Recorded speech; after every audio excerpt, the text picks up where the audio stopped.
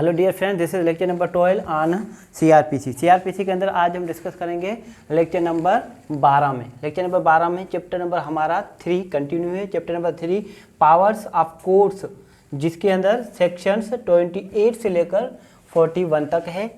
30 तक हमने डिस्कस कर लिया था, आज 31 से 35 तक डिस्कस करेंगे। ठीक है, 31 में है हमारे पास sentence which high court and sessions जज में पास। अब ऐसी सज़ाएं जो कि हमारे पास हाई कोर्ट और सेशन जज को पावर्स है पास करने के लिए। आइए इसकी बेयर रीडिंग कर लेते हैं। High court may pass any sentence authorized by law. अब हाई कोर्ट कौन सी सेंटेंस पास कर सकता है, कौन सी सज़ाएं दे सकता है? हाई कोर्ट सब सज़ाएं दे सकती है जो कि एक लॉ ने अथोराइज किया है, क्योंकि हाई कोर्ट हमारे पास हाईएस्ट कोर्ट है क्रिमिनल की। ठीक है, एक बात याद रखें आप हमेशा, हमारे पास हमारी कंट्री में हाई कोर्ट जो है वो क्रिमिनल कोर्ट की हाईएस्ट कोर्ट और सुपीरियर कोर्ट है। कंट्री की सबसे सुपीरियर कोर्ट हमारे पास हाई कोर्ट है। तो फिर हाई कोर्ट कोई भी सज़ा पास कर सकती है जो कि एक लॉ में बताई गई है सब। और 2 में कहता है सेशन जज एडिशनल सेशन जज may pass any sentence authorized by law. अब सेशन जज और उनके साथ जो एडिशनल सेशन जज होते हैं, मैंने आपको पहले ही बताया कि सेशन जज और एडिशनल सेशन जज दोनों की जुरिडिक्शन पैरेलल होती है और सबके पावर्स पैरेलल होते हैं। बस फ़र्क इतना होता है कि जो सेशन जज होता है उनके पास एडमिनिस्ट्रेशन पावर होते हैं, बाकी सब जो पावर्स हैं इनके सबके पैरेलल पावर्स होते हैं। ठीक है, कोई किसी के सबऑर्डिनेट नहीं होता। आगे चलते हैं। But any sentence of death passed by any such जज। अब जो भी सेशन जज या एडिशनल सेशन जज अगर कोई सेंटेंस पास करता है, कौन सी, अगर डेथ की सेंटेंस पास करती, सजाए मौत दे देती है सेशन कोर्ट या फिर एडिशनल सेशन कोर्ट, तो फिर shall be subject to confirmation by the high court. अब हाई कोर्ट के हाई कोर्ट जो है उनको कंफर्म करेगी, उसके बाद ही वो जो है इन्फ्लिक्शन होगी उनकी। आ रही है बात यहाँ पर क्लियर? अब हाई कोर्ट कंफर्म कहाँ पर करती है? जब सेशन जज से सज़ा सुनाती है तो फिर हाई कोर्ट 374 के तहत क्या करती है? कंफर्म करती है। ठीक है, कौन सी सज़ा? डेथ की सज़ा, पनिशमेंट ऑफ डेथ मीन्स सजाए मौत। यहाँ तक बात क्लियर। उसके बाद चलते हैं सब सेक्शन 3 पर। सब सेक्शन 3 बात करता है एन असिस्टेंट सेशन जज may pass any sentence authorized by law. अब असिस्टेंट सेशन जज भी जो भी कानूनी सज़ाएँ बताई हैं वो हमारे पास सेंटेंस सज़ाएँ दे सकता है, except a sentence of death of imprisonment for a term exceeding 7 years. अब सज़ाए मौत या फिर 7 साल से ज़्यादा की सज़ा नहीं दे सकता। ठीक है, असिस्टेंट सेशन जज। अब असिस्टेंट सेशन जज जो है हमारे पास, उसकी जुरिडिक्शन जो है वो ओरिजिनल जुरिडिक्शन नहीं रखता। असिस्टेंट सेशन जज ओरिजिनल जुरिडिक्शन नहीं रखता। कभी भी सेशन जज के वो सबऑर्डिनेट होते हैं। सेशन जज जब भी चाहे उससे कोई भी पावर विड्रॉ कर सकता है, और कोई भी अगर कोई भी ट्रायल उनके पास पेंडिंग है तो फिर सेशन जज उनसे वापस भी ले सकता है। उन पर आप अथॉरिटी एक नोट कर लेना असिस्टेंट सेशन जज के लिए। Sub section number 31 sub section 3 पर जो बात करता है असिस्टेंट सेशन जज, असिस्टेंट सेशन जज। ठीक है, ये बात करता है हमारे पास एक अथॉरिटी में आपको बता रहा हूँ 1983 PCRLJ पेज नंबर है 1390। ठीक है, यहाँ तक बात क्लियर है। ये आप अच्छी तरह देख लेना कि असिस्टेंट सेशन जज की कोई भी हमारे पास ओरिजिनल जुरिडिक्शन नहीं होती। यहाँ तक बात क्लियर है? अगर यहाँ तक बात क्लियर है तो उसके बाद हम चले जाते हैं सेक्शन नंबर 32 पर। सेक्शन नंबर 32 बात करता है सेंटेंस विच मजिस्ट्रेट में पास। अब कौन से सेंटेंस हैं जो कि मजिस्ट्रेट पास कर सकता है? अब द कोर्ट ऑफ सब सेक्शन 1 कहता है द कोर्ट ऑफ मजिस्ट्रेट में पास द फॉलोइंग सेंटेंस नेमली। अब जो मजिस्ट्रेट हैं वो कौन कौन से सेंटेंस पास कर सकता है, वो नीचे दी हुई सब सेंटेंस पास कर सकता है। आइए देख लेते हैं। नंबर ए में कहता है the court of magistrate the first class magistrate. Court of magistrate of the first class कौन सी सज़ा दे सकता है? 3 साल की सज़ा दे सकता है और 45,000 का जुर्माना भी लगा सकता है, फाइन भी लगा सकता है। ठीक है, ए में क्या कहता है? ए में कहता है कि 3 साल की सज़ा 3 इयर्स प्लस 45,000। ठीक है, और बी में क्या पावर्स हैं? जो सेकंड क्लास मजिस्ट्रेट उनके पास पावर्स है 1 साल की सज़ा, 1 ईयर पनिश इम्प्रिजनमेंट और 15,000 रुपया जुर्माना भी कर सकता है। सी में बात करता है कि 1 महीने की सज़ा भी दे सकता है थर्ड क्लास मजिस्ट्रेट, और हमारे पास कितने की 1 महीने की सज़ा दे सकता है और 3,000 रुपया जुर्माना भी, फाइन भी लगा सकता है। यहाँ तक बात क्लियर है। सब सेक्शन 2 बात करता है the court of any magistrate में पास एनी लॉफुल सेंटेंस। अब जो मजिस्ट्रेट है कोई भी लॉफुल सेंटेंस पास कर सकता है जो कि combining any of the sentences which it authorised by the law. अब कोई भी ऐसे होते हैं जहाँ पर कुछ अफेंस ऐसे होते हैं, डिफरेंट अफेंस होते हैं, सेवरल अफेंस होते हैं। कोई वन ट्रायल चल रहा होता है जिसके अंदर इसने किसी को हर्ट भी पहुँचाई, चोरी भी की, ठीक है, और काफ़ी ऐसे मैटर किए जो कि मजिस्ट्रेट चला रहा है, मगर काफ़ी अफेंस सारे मिलकर कोई एक सज़ा बन रही है, मगर एक सज़ा जो बन रही है वो इनकी जुरिडिक्शन से एक्सेस ना करती हो। ठीक है, यहाँ तक बात क्लियर है। अब सेक्शन हमारे पास 32 सेक्शन क्लियर हो गया। अब चलते हैं 33 पर। 33 बात करता है power of magistrates to sentence to imprisonment in default of fine.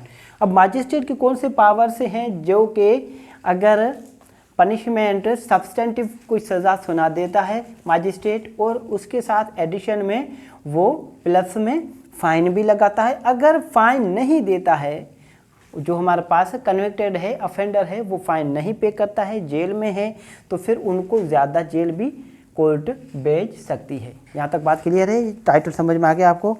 आइए इसकी बेयर रीडिंग कर लेते हैं। Powers of magistrate to sentence to imprisonment in default of fine. Sub section 1 कहता है the court of any magistrate may award such terms of imprisonment in default of payment of fine as authorized by law in case of such default. अब जो हमारे पास court of magistrate है वो कोई भी सज़ा सुना सकती है जो कि लॉ के अंदर बताई गई है। अगर जो पेमेंट जो फाइन लगाई गई है उनकी डिफ़ॉल्ट कर जाए, जो अफेंडर है वो डिफ़ॉल्टर हो जाए उनके अंदर और पेमेंट पे ना कर सके। ठीक है, प्रोवाइडेड डेट, मगर शर्त ये है, ए में कहता है the term is not excess of the magistrate powers under this code, मगर वो मजिस्ट्रेट के पावर से बियॉन्ड नहीं जाना चाहिए, मजिस्ट्रेट के पावर्स में ही रहना चाहिए और मजिस्ट्रेट अपने पावर में ही रहकर उनको जो फाइन है वो अगर फाइन में डिफ़ॉल्टर हो जाता है तो फिर उनको इम्प्रिजनमेंट कितनी दे सकता है। आई बात समझ।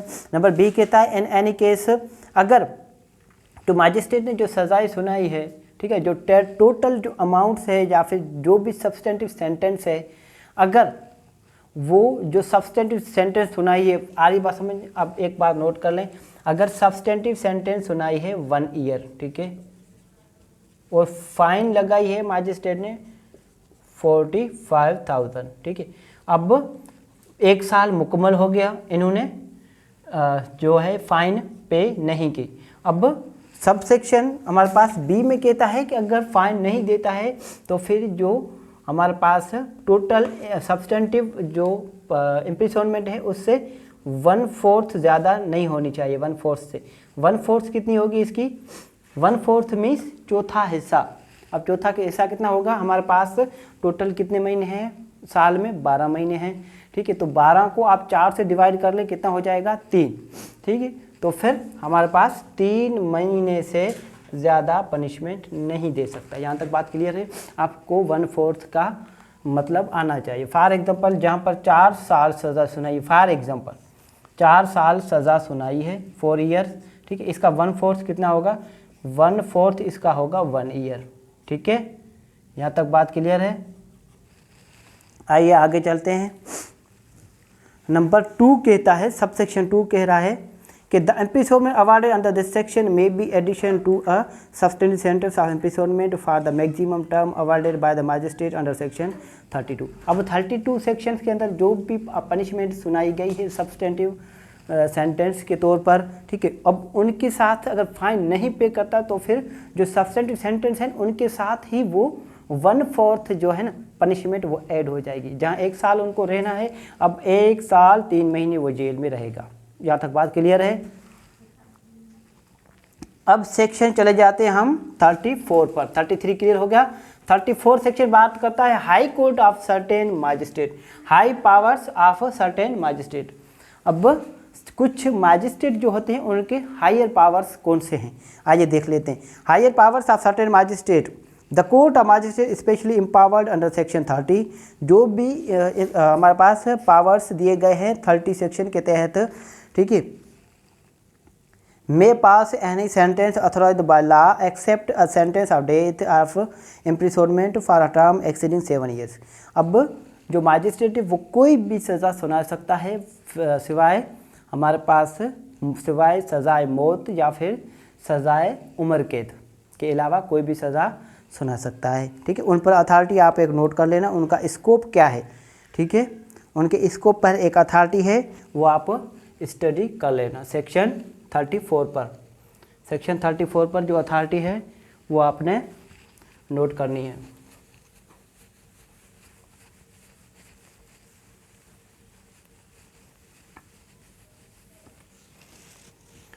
सेक्शन 34 पर अथॉरिटी जो है वो है PLD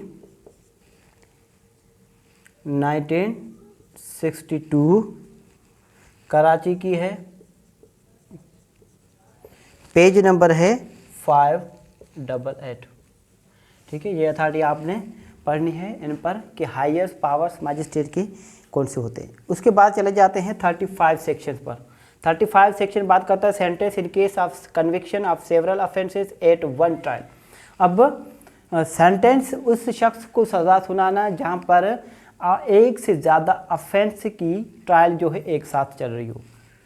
आ रही बात समझ में, जहाँ पर इसने कोई ऐसा शख्स जुर्म करता है जहाँ पर किसी ने किसी को इंजरी पहुँचाई मगर साथ में उसने चोरी भी की और किसी पर कोई फॉर एग्जांपल उसके साथ भी एडिशन में कोई और भी जुर्म किया, वहीं से 2, 3, 4 ऑफेंस जुर्म की जो है वो ट्रायल प्रोसीडिंग्स एक ही साथ चल रही है। तो फिर अब क्या होगा, sentence in case of conviction of several offences at one trial. Subsection 1 बात करता है when a person is convicted at one trial of 2 और मोर ऑफेंसेस। जब भी कोई भी शख्स अगर उसको सज़ा दी जाती है एक ही ट्रायल में 2 या 2 से ज़्यादा जुर्म की, द कोर्ट में कोर्ट कर सकती है subject to provisions of section 71 of the Pakistan penal code. अब जो कोड जो है वो 71 जो है PPC उसको देखेगी। उसके अंदर हमारा बात बताया गया है 71 सेक्शन बताता है पाकिस्तान पेनल कोड का कि limit of punishment of offence made up of several offences. ठीक है, sentence him for such offences to several punishments prescribed therefor which such court is competent to inflict. अब जो भी सज़ाएं हैं वो सज़ाएं सब मिलाकर, ठीक है, अगर सज़ाएं ऐसी बन रही है जो कि ये कोर्ट कॉम्पिटेंट बन रही है सज़ा देने के लिए। फॉर एग्जांपल मैजिस्ट्रेट को पावर है कि वो 3 साल की सज़ा सुना सकता है, तो फिर जो भी ऑफेंस है उसको कंबाइन करके टुगेदर करके उसकी जो कैलकुलेशन होगी सबकी सज़ाएं कि वो सब सज़ाएं मिलकर 3-4 साल से ज़्यादा नहीं होनी चाहिए जो भी इसकी जुरिडिक्शन है। यहाँ तक तो हमारे पास जुरिडिक्शन है कि वो हमारे पास 3 साल से ज़्यादा सज़ा नहीं दे सकता। उसके बाद चलते हैं when consider imprisonment to commence the one after the expiration of the other in such order as the court may direct.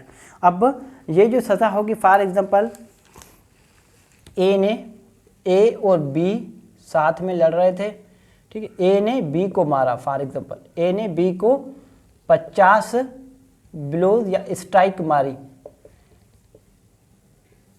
ए ने बी को 50 में से स्ट्राइक्स मारी। अब 50 स्ट्राइक मारी जो कि मेड होल। अब वो 50 अलग अलग अगर सज़ा हम देने जाएं, हर एक की 1 साल सज़ा है, तो फिर इसकी कितनी सज़ा हो जाएगी बी की 50 साल सज़ा हो जाएगी। ठीक है, अब इन सब को एक साथ अगर मिला लें हम 1 साल सज़ा करें तो फिर कितनी हो जाएगी 1 ईयर। ठीक है, ओनली 1 ईयर। आ रही बात समझ में। फॉर एग्जांपल ए ने बी को मारा, ए ने बी को कितना मारा, ए ने बी को 50 जो है स्ट्राइक्स मारी है। अब हर एक स्ट्राइक की 1 साल सज़ा है, तो फिर क्या ये एक के बाद एक सज़ा आ जाए, मीन्स 50 है तो 1 साल, एक स्ट्राइक की 1 साल हो गया, ठीक है। उसके बाद दूसरी स्ट्राइक का दूसरा साल, फिर तीसरा साल, क्या एक के बाद एक आएगा या फिर कॉन्सिक्यूटिवली साथ चलेंगे? आइए देख लेते हैं कंक्यूरेंटली, या फिर अगर कोर्ट डायरेक्शन दे दे कि ये सब सज़ाएं जो है अलग अलग जो सेपरेट हैं, 50 स्ट्राइक की 50 साल की सज़ाएं हैं, वो एक ही साथ सब चलेंगी। जब 50 साल की सज़ाएं एक साथ चलेंगी तो फिर 1 साल में वो सब सज़ाएं कंप्लीट हो जाएंगी कंक्यूरेंटली। आ रही बात समझ में? यहाँ तक बात क्लियर है। पर हमारे पास जो नेचुरल जस्टिस सिस्टम है वो यही कहता है कि जो कंक्यूरेंट जो हमारे पास सज़ाएं हैं ना, वो बेहतरीन तरीका है अगर उनको हमारे पास एक के बाद एक एक्सपायर होने के बाद दूसरी काउंट की जाए, ठीक है। वो ऐसा होता है कि हमारे पास जो कोर्ट की जो कॉम्पिटेंसी होती है ना, जो कोर्ट की जो डिसीजन होती है उससे बाहर चला जाता है अगर एक के बाद एक सज़ा काउंट की जाए तो। सबसेक्शन 2 बात करता है कि ये जो भी कॉन्सिक्यूटिव जो हमारे पास सज़ाएँ हैं, जो भी सज़ाएँ मिल रही हैं सब मिलाकर, ठीक है, अगर उन सब को हम क्या करें, इकट्ठी करें, एक साथ करें, मगर उनकी जुरिडिक्शन उस कोर्ट की लिमिट से एक्सेस ना करती हो। अब उस पर हमारे पास शर्त भी है, provided as follows, maximum terms in punishment in no case shall person be sentenced to imprisonment for a longer period than 14 years. अब यहाँ पर बात आ गई कि आप जो भी सज़ाएँ एक साथ देना चाह रहे हैं, ठीक है, वन ट्रायल में आप सेवरल ऑफेंसेस की सज़ाएं सुना रहे हैं, मगर वो सब सज़ाएं जो है मिलकर 14 ईयर्स से ज़्यादा नहीं होनी चाहिए, मगर क्योंकि यहाँ पर हमारे पास 14 years as a life imprisonment माना जाता है।